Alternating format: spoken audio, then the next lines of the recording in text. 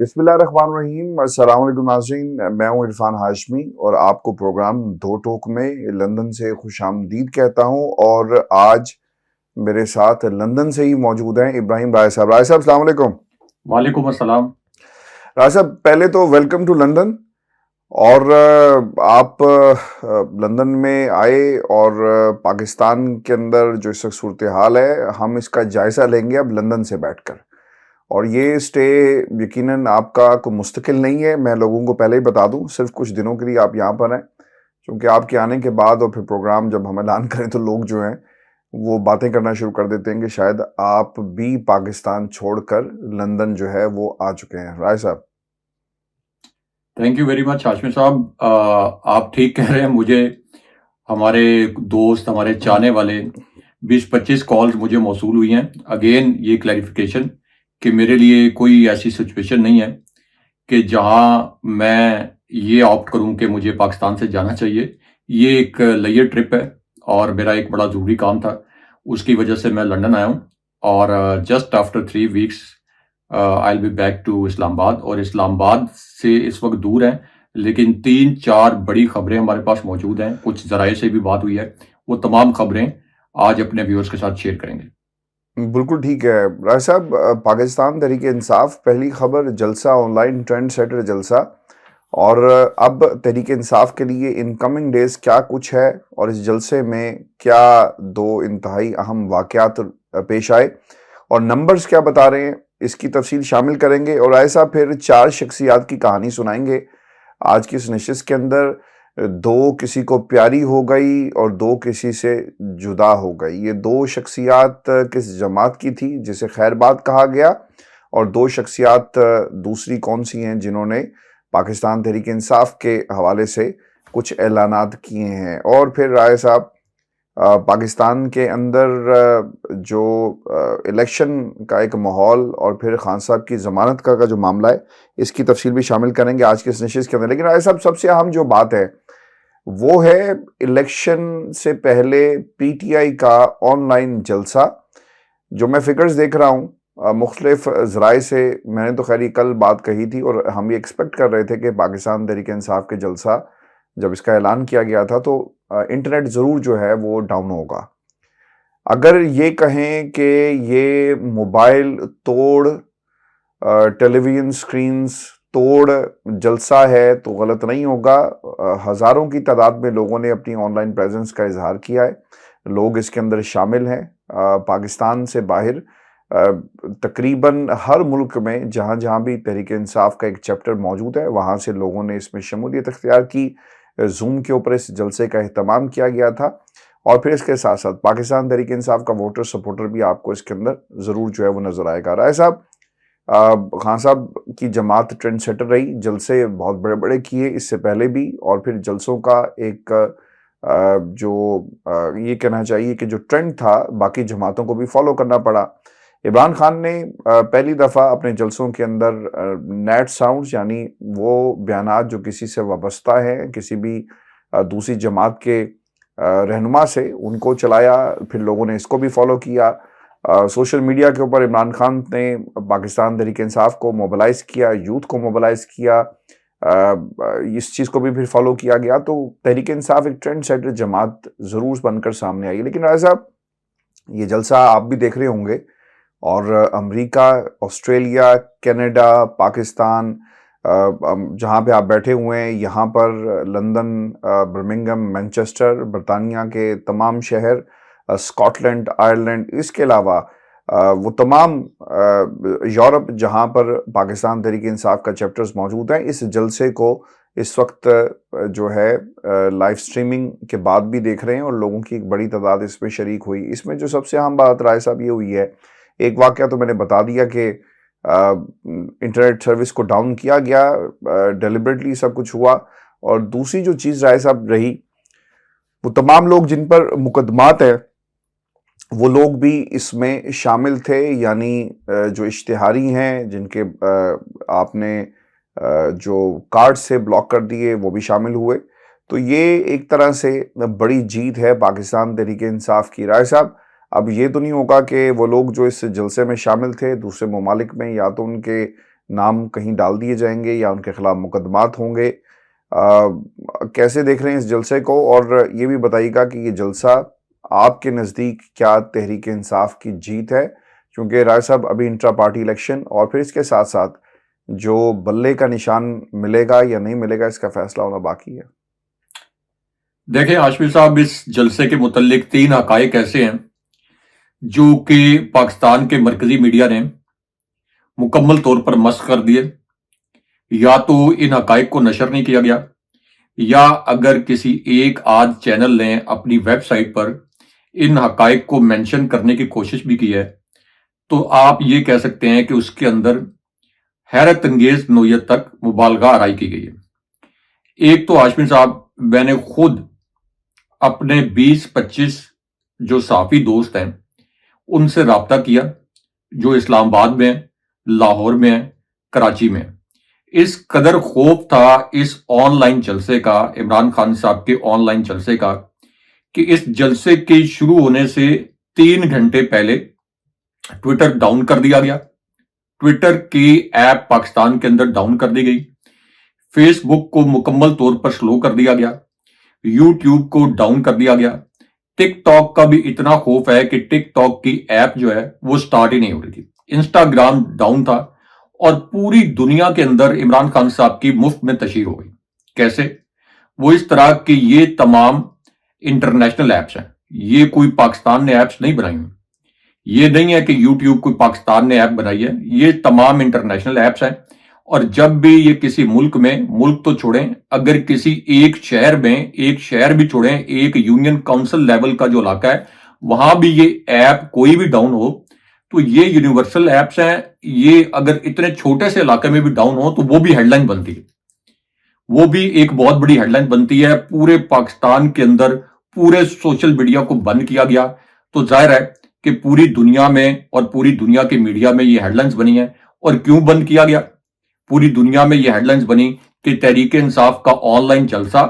عمران خان صاحب جنہیں بوگس ترین کیسز میں جیل میں ڈالا ہوا ہے، ان کا اتنا خوف تھا کہ یہ ایپس ریاست پاکستان کو، کٹ پتلی حکومت کو اور شریف خاندان کا تسلسل، یہ جو حکومت ہے اس کو یہ ایپس بند کرنا پڑی ہیں۔ تو اس کا مطلب یہ ہے کہ پوری دنیا کو یہ باور کرا دیا گیا کہ عمران خان صاحب اور تحریک انصاف اتنے مقبول ہیں پاکستان کے اندر کہ ریاست پاکستان مجبور ہو گئی کہ اپنے سر پہ بدنامی لے لے، یہ کٹ پتلی حکومت اپنے منہ پر کالک مل لے، لیکن ہر صورت میں ان ایپس کو ڈاؤن کیا جائے۔ ابھی میں ایک ٹویٹ دیکھ رہا تھا، جو انسانی حقوق کی تنظیمیں ہیں اور انسانی حقوق کی جو سب سے بڑی تنظیم ہے، اس نے بھی پاکستان کے اندر سوشل میڈیا ایپس کے اوپر جو کریک ڈاؤن کیا گیا ہے اور جو ڈسرپشنز کی گئی ہیں، اس کے اوپر انہوں نے ٹویٹ کیا اور انہوں نے کہا کہ ہمارے بڑے کنسرنز ہیں۔ آپ ہاشمی صاحب، ان کو پتہ نہیں یہ کون مشورے دیتا ہے، جو بھی اسکرپٹ رائٹر ہے نا اس کو آپ کان پکڑوائیں۔ عمران خان صاحب ظاہر ہے ویسے بھی ان کی ایک انٹرنیشنل لیول پر ایک بہت بڑی پہچان، بہت بڑی شناخت تھی، لیکن آج جو انہوں نے اپنی جانب سے ایڈونچر کیا سوشل میڈیا پر کریک ڈاؤن کر کے، یہ مس ایڈونچر میں بدل گیا، بھیانک مس ایڈونچر میں بدل گیا۔ پہلے تو عمران خان صاحب کے متعلق زیادہ تر ہیڈ لائنز جو ہیں وہ پاکستان کے اندر چل رہی تھی، لیکن آج انٹرنیشنل میڈیا کو اور باہر بیٹھے لوگوں کو بھی پتہ چل گیا کہ یہ پاکستان کی تاریخ کا سب سے کوئی عجیب و غریب، سب سے بڑا، سب سے عظیم الشان جلسہ ہوا ہے، جس کے بعد ریاست پاکستان کو اس قسم کے میت لینے پڑے۔ تو پی ٹی آئی کو اسے ایک بلیسنگ ان ڈسگائز کے طور پر لینا چاہیے۔ اس کے بعد ہاشمی صاحب، میں صرف یوٹیوب کے فگر دیکھ رہا تھا، یوٹیوب کے اوپر اس جلسے کے متعلق جو آن لائن اس کو نشر کیا گیا، تو پاکستان کی تو آپ ویورشپ نکال دیں کیونکہ اس وقت تو یوٹیوب کو بین کیا گیا تھا، تو ورلڈ وائڈ یہ میں صرف 10-12 بڑے یوٹیوب چینلز کے اوپر دیکھ رہا تھا، تو یہ 1,10,00,000 سے زائد ان کے اوپر ویوز تھے ہاشمی صاحب، جن میں پی ٹی آئی کا اپنا آفیشیل یوٹیوب چینل بھی ہے۔ 1,10,00,000 سے زائد ویوز، یعنی کروڑوں لوگوں نے عمران خان صاحب کا اور تحریک انصاف کا یہ جو جلسہ ہے اس کو لائیو دیکھا ہے۔ اور پھر تقریباً کوئی 1200 کے قریب نیوز چینلز ہیں جو وی لاگ کرنے والے یوٹیوب نیوز چینلز ہیں، ان 1200 چینلز کے اوپر بھی اسی جلسے کے متعلق وی لاگز کیے گئے ہیں۔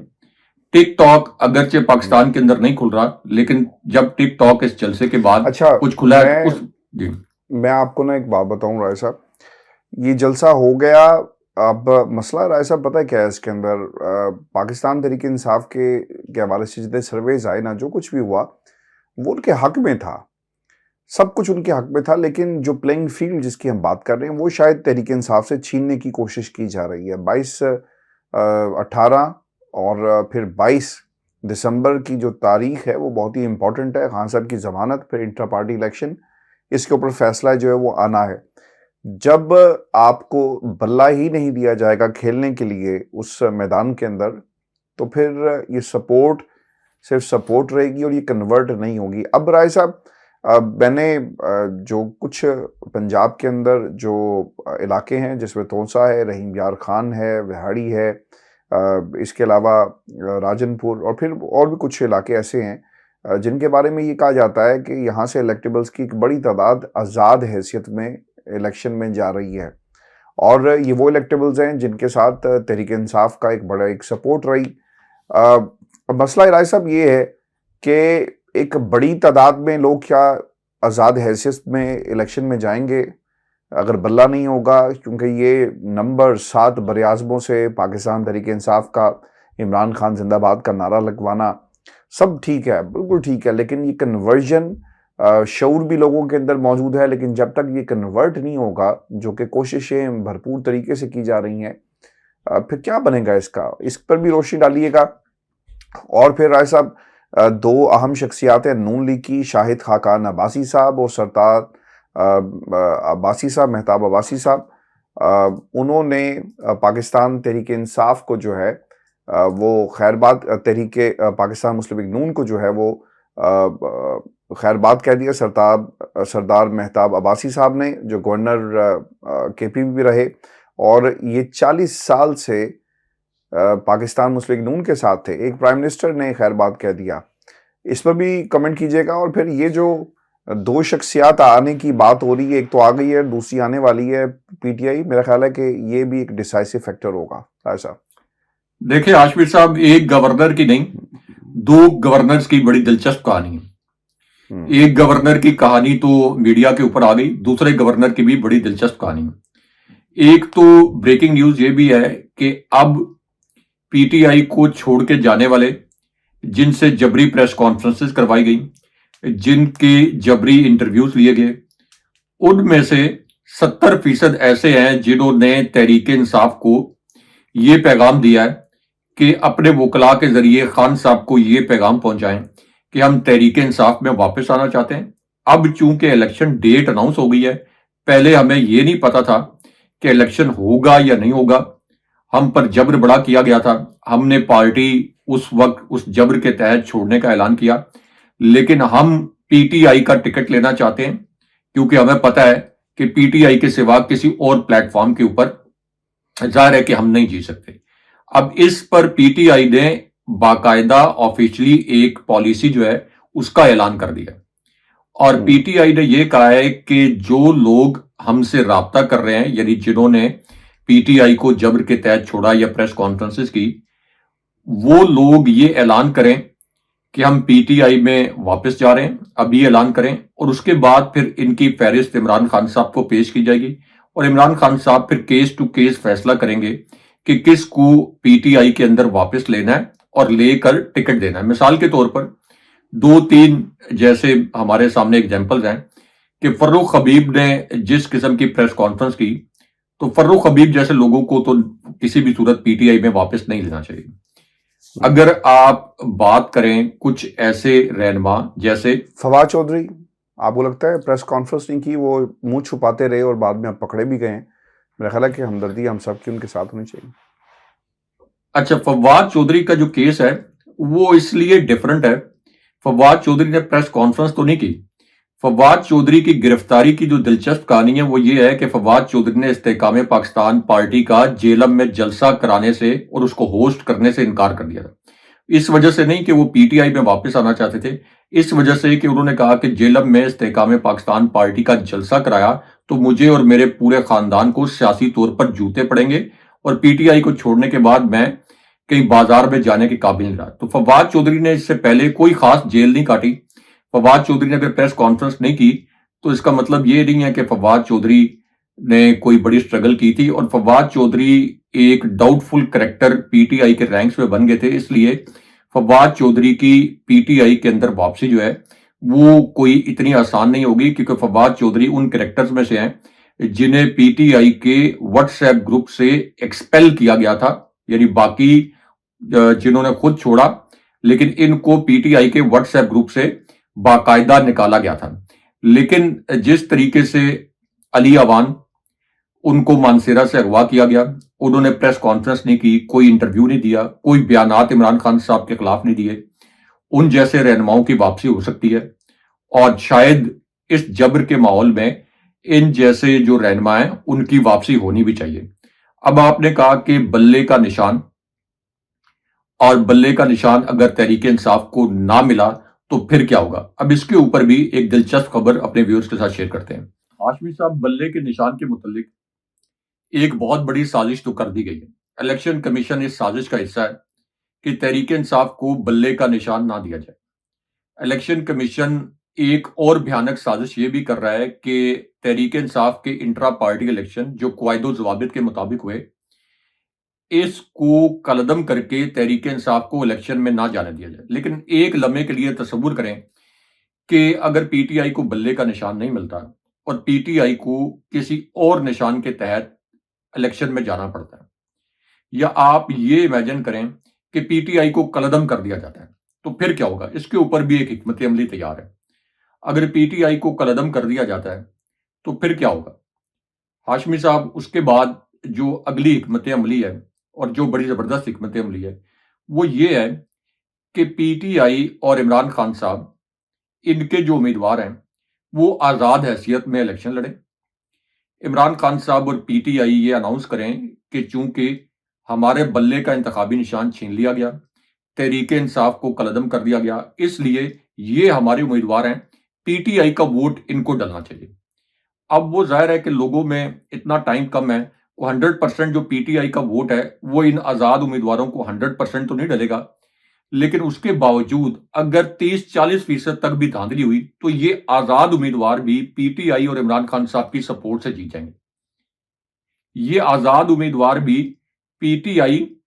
اور عمران خان صاحب کی سپورٹ سے جیت جائیں گے, یا پھر اس کے بعد یہ اپنا ایک پلیٹ فارم بنا سکتے ہیں حکومت بنانے میں, حکومت گرانے میں, اور اسی طرح جو ایک اتحاد بنتا ہے اس کے اندر سب سے مرکزی کردار جو ہے وہ پی ٹی آئی کے ان حمایت یافتہ, جو کہ اصل میں پی ٹی آئی کے امیدوار ہوں گے, وہ ان کے ہاتھ میں آ جائے گا. دوبارہ سے پی ٹی آئی گورنمنٹ بنانے کی پوزیشن میں آ جائے گی. اگر یہ تحریک انصاف کو کالعدم بھی کر دیں تو تب بھی پی ٹی آئی کا پلڑا جو ہے بھاری ہوگا. کم سے کم یہ جو نون لیگ کو مسلط کرنے کا منصوبہ ہے یہ ناکام ہو جائے گا. اب اس کا توڑ کیا ہوگا, یعنی اس وقت آپ کی جو ریاست ہے, آپ کی کٹ پتلی حکومت, اور پاکستان کے اندر جس طرح سے ڈی سیز کے ذریعے, کمشنرز کے ذریعے یہ الیکشن میں دھاندلی کا پلان کروایا گیا ہے, تو اس کے بعد اب اگلا جوابی توڑ ان کے پاس یہ ہوگا کہ جو آزاد امیدوار ہیں ان کے گھروں پر چھاپے ماریں, ان کی خواتین کو اٹھا لیں, ان کی خواتین کو ہراساں کریں, ان کے جائیدادیں تباہ کر دیں.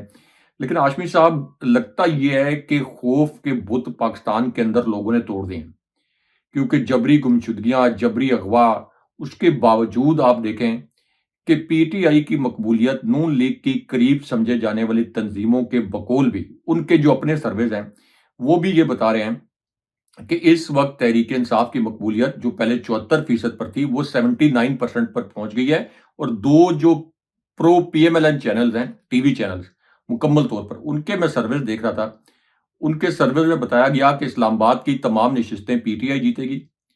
انہی کے سرویز میں یہ بتایا گیا کہ سرگودا کی جو سیٹس ہیں یہاں پر 65% تک نشستیں جو ہیں وہ پی ٹی آئی جیتے گی, اور لاہور میں اگر فری اینڈ فیئر الیکشن ہو گیا تو یہاں بھی 66% سے زائد سیٹس جو ہیں وہ پی ٹی آئی جیتے گی. تو یہ وہ چینلز ہیں جن کے متعلق یہ تاثر ہے کہ یہ پرو پی ایم ایل این ہے, اینٹی پی ٹی آئی ہیں, لیکن ان کے سرویز بھی یہ سب کچھ بتا رہے ہیں. تو اس لیے ہر حربہ عمران خان صاحب کے خلاف ناکام ہو گیا ہے, ہر حربہ عمران خان صاحب کے خلاف ناکام ہو جائے گا, کسی قسم کا کوئی توڑ نہیں ہے اس وقت کہ تحریک انصاف کی سونامی کو آپ نے کس طرح روکنا ہے. ایک شیر افضل مربت کو آپ نے گرفتار کیا تھا. آپ کا یہ خیال تھا کہ عمران خان صاحب کی غیر موجودگی میں شیر افضل مربت نے بہادری کے ساتھ یہ کیمپین چلائی. آپ یوب کا ورکرز کنونشن دیکھ لیں, وہاں پہ ہزاروں شیر افضل مربت تھے ہاشمی صاحب. بے خوف ہو کر انہوں نے وہاں پہ ورکرز کنونشن کیا, اور اس ورکرز کنونشن کا اتنا خوف تھا کہ گراؤنڈ کے اندر پانی چھوڑ دیا گیا, کیچڑ بنا دیا گیا, گرفتاریاں کی گئیں. اس سے پہلے شعیب شاہین کو ڈیپورٹ کر دیا گیا کوئٹہ سے. تو اس کا مطلب یہ ہے کہ آپ کے تمام ریاستی ہتھ کنڈے مکمل طور پر ناکام ہو چکے ہیں. عمران خان صاحب نے پاکستان کی سیاست کو الٹا کر رکھ دیا. ایک شخص جو جیل کے اندر بیٹھا ہوا ہے بوگس ترین کیس میں, جس کو سزائے موت دینے کے پلان بنائے جا رہے ہیں, اس شخص نے تنے تنہا اس کٹپتلی حکومت کے ساتھ 13 جماعتوں کے پی ڈی ایم اور وہ تمام حلقے جو کہ اس وقت عمران خان صاحب کو ہرانا چاہتے ہیں, ان تمام حلقوں, الیکشن کمیشن کو اور پاکستان کا جو اس وقت عدالتی نظام ہے, عمران خان صاحب نے اکیلے نہ صرف چیلنج کیا بلکہ چاروں شانے عمران خان صاحب نے چت کر دیا ہے. اب اگر آپ نے سوشل میڈیا پر کریک ڈاؤن کرنا ہے تو پھر میں اگین وہ الفاظ استعمال کرتا ہوں کہ ایک فراڈ اور ایک ناکام ریاست ہے. تو اب آپ کے پاس آپشن یہ ہے کہ عمران خان صاحب سے کوئی معافی تلافی کر کے صلح کر لیں. عمران خان صاحب اس ملک کو آگے لے جانے کے لیے, ریاست کو لے جانے کے لیے اس صلح پر آمادہ ہو جائیں گے, نظریے پر کمپرومائز نہیں ہوں گے, لیکن عمران خان صاحب سے صلح کر لیں اور وے آؤٹ آپ کے پاس یہی ہے کہ اگلا الیکشن کروا لیں. اب جو آپ نے 2 گورنرز کی بات کی کہ 2 گورنرز جو ہیں ان کے متعلق بڑی خبر, ایک تو مہتاب عباسی ہاشمی صاحب. یہ مہتاب عباسی جو ہیں یہ نواز شریف کے بڑے قریبی دوست بھی تھے, نواز شریف کے بہت قریبی دوست سمجھے جاتے تھے, لیکن نواز شریف نے جب برے وقت ہوئے تو ان جیسے رہنماؤں سے نام نہاد مزاحمت کروائی, جب کوئی اچھا وقت آیا تو ان کو مکمل طور پر سائیڈ لائن کر دیا. اسی طرح شاہد خاقان عباسی جو کہ نون لیگ کے لیے انہوں نے لانڈھی میں ایک مشکل جیل کاٹی. یہ جو طیارہ سازش کیس بنایا گیا تھا سابق صدر پرویز مشرف کے دور میں, تو بڑی مشکل جیل کاٹی. ان پر یہ پریشر تھا کہ وہ نواز شریف کے خلاف وعدہ معاف گواہ بن جائیں, لیکن ان سے صرف ایک صرف غلطی ہوئی ہے. ایک غلطی یہ ہو گئی, خطا ہو گئی کہ انہوں نے مریم نواز ملکہ عالیہ کی شان میں گستاخی کر دی. ان کی ساری قربانیاں, ان کی ساری سینیورٹی جو اپنی پارٹی کے لیے تھی, اس کو تہس نہس کر دیا گیا. اور مریم نواز کے متعلق جو پاکستان میں صحافی ہیں اور اسی طرح سیاسی حلقے, وہ یہ کہتے ہیں کہ یہ اونٹ سے زیادہ کینہ رکھنے والی ایک سیاسی خاتون ہے, اونٹ سے بھی زیادہ, کیونکہ اونٹ مشہور ہے جانوروں میں سب سے زیادہ کینہ رکھتا ہے. تو اسی طرح مریم نواز جو ہے وہ اونٹ سے زیادہ کینہ رکھتی ہیں. چودھری نثار علی خان کو بھی مریم نواز نے پرویز رشید کے ساتھ مل کر اسی طرح سائیڈ لائن کیا تھا. اور اب مریم نواز جو ہیں انہوں نے کہا کہ اچھا شاہد خاقان عباسی کی یہ جرت کیسے ہوئی کہ وہ یہ کہیں کہ مجھے چیف آرگنائزر کیسے بنایا. انہوں نے تمام قربانیاں شاہد خاقان عباسی کو اس کو ٹریش کر دیا. اور یہ ایک جو چونکہ ان کی یہ خاندانی سلطنت انہوں نے سمجھا ہوا اپنی پارٹی کو بھی اور ملک کو, اس وجہ سے شاہد خاقان عباسی جو ہیں ان کو اب پارٹی چھوڑنی پڑی ہے, نون لیگ چھوڑنی پڑی ہے. وہ شاہد خاقان عباسی جو کہ لیٹ 80s سے لے کر 2023 تک یعنی 33-34 سال جو پارٹی کے ساتھ رہے. اب یہ جو ایک اور گورنر کی کہانی ہے جو کہ آصف علی زرداری کی وکٹ اصل میں اڑی ہے, اور آصف علی زرداری کا بھی بڑا ایک مزاحیہ لطیفہ سامنے آیا ہے, وہ شاید ہمارے ویورز کی نظر سے گزرا ہوگا. آصف علی زرداری یہ فرماتے ہیں کہ میں نے پارٹی کو یہ ہدایت کر دی ہے کہ پی ٹی آئی کے ساتھ اتحاد نہ کیا جائے. آپ کے ساتھ پی ٹی آئی کہاں پہ اتحاد کر رہی ہے؟ آپ کی مقبولیت جو ہے وہ آپ کے اپنے قریب سمجھے جانے والی تنظیمیں بتا رہی ہے کہ صرف اندرون سندھ جو آپ کی مقبولیت ہے اس کی بنیاد پر پورے ملک کے اندر آپ کی پارٹی کی مقبولیت جو ہے وہ 0.9% ہے. 0.9 یعنی 1% بھی پوری نہیں ہے. عمران خان صاحب کی مقبولیت 80%. تو آپ سے کس نے کہا ہے کہ تحریک انصاف آپ کے ساتھ کوئی اتحاد کرنا چاہتی ہے؟ اور آصف علی زرداری یہ جو آپ کے لطیف کھوسا ہیں جو کہ اب پی ٹی آئی میں شامل ہو گئے ہیں, یہ گورنر پنجاب بھی رہے ہیں, بے نظیر بھٹو صاحبہ کے بہت قریب تھے اور بڑے زبردست وکیل ہیں. اور یہ صرف اس دفعہ نہیں ہوا کہ عمران خان صاحب کے خلاف جب جبر کیا گیا تو یہ بولیں, یہ اس سے پہلے بھی پیپلز پارٹی کے اندر آوازیں اٹھاتے رہتے تھے،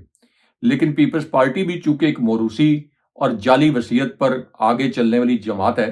تو اس وجہ سے لطیف کھوسہ ہوں، اسی طرح فرت اللہ بابر، آپ کو پتا ہے کہ ان سے بھی استعفیٰ لیا گیا، اسی طرح مصطفیٰ نواز کھوکھر کی بھی ایک دلچسپ کہانی کوئکلی میں شیئر کرتا ہوں۔ بڑے زبردست قسم کے بینرز جو ہیں میرے گھر کے پاس مصطفیٰ نواز کھوکھر نے لگائے ہیں، میرے گھر کے بالکل سامنے جو دیوار ہے اس کے اوپر لگائے ہیں،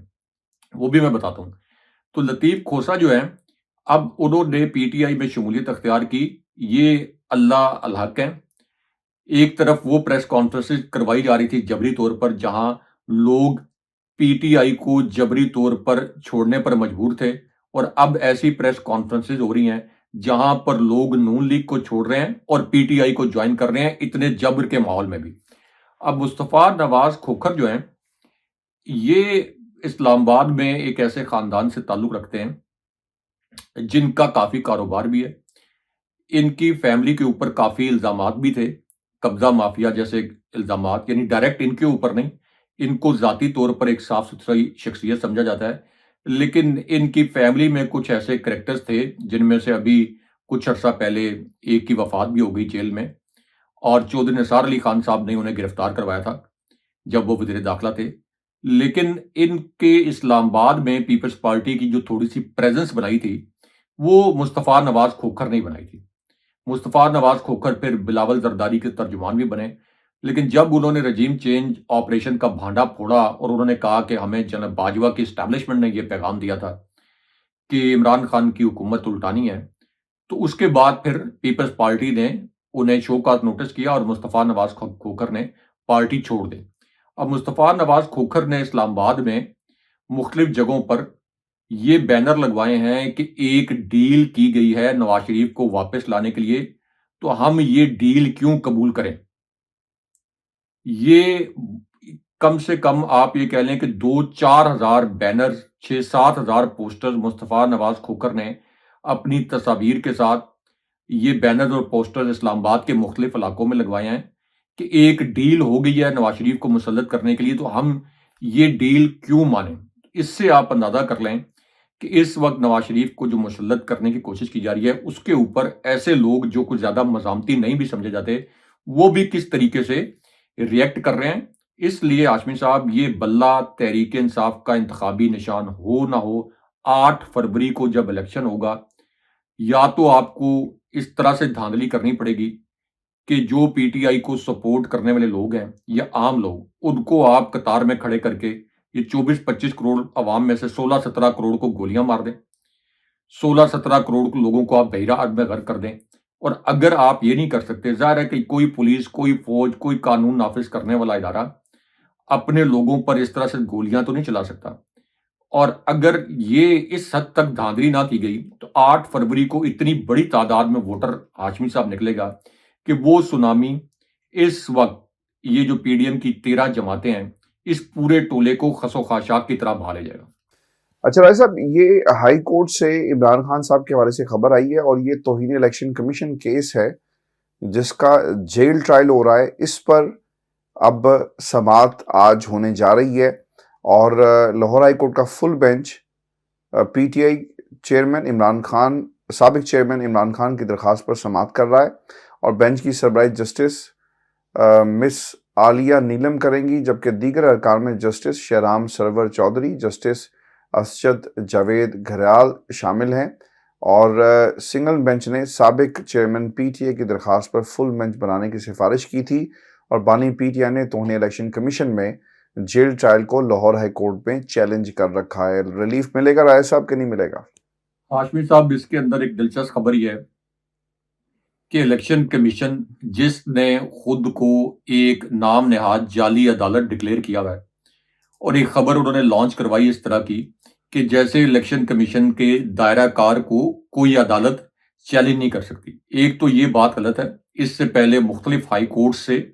اسلام آباد ہائی کورٹ سے بھی اور پشاور ہائی کورٹ سے بھی، الیکشن کمیشن کے فیصلوں کے اوپر سٹے بھی آ چکے ہیں اور ان فیصلوں کو ٹریش بھی کیا جا چکا ہے۔ اب یہ جو ایک خاتون جج صاحبہ ہیں، ان کے متعلق تو کچھ لوگوں کا تاثر یہ ہے کہ عمران خان صاحب کے کیس میں عمران خان صاحب کو انصاف ملنا ایک یہ جو خاتون جج ہیں کچھ رپورٹرز کے تاثر کے مطابق ان کی حد تک تو عمران خان صاحب کو انصاف ملنا مشکل ہے۔ لاہور ہائی کورٹ کے چیف جسٹس ان کے متعلق یہ تاثر ہے کہ وہ ایک دبنگ جج ہیں، دبنگ چیف جسٹس ہیں، لیکن اس سے پہلے ہم یہ دیکھ چکے ہیں کہ 2-3 کیسز میں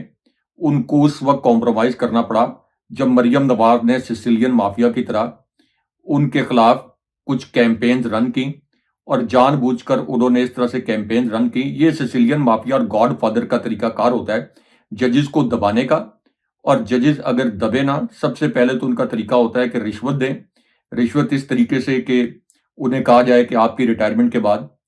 آپ کو ہم پرکشش عہدوں اور پرکشش برات سے نوازیں گے، اور دوسری صورت میں ان کے خلاف زہریلی کیمپین چلا دیں۔ ان کے خلاف کیمپین بھی چلائی گئی، تو وہ تو ایک دبنگ جج سمجھے جاتے ہیں، لیکن جس قسم کا بینچ بنا ہے یہ اگر ایک لارجر بینچ بن جاتا، اور یا جس طریقے سے کہا گیا تھا کہ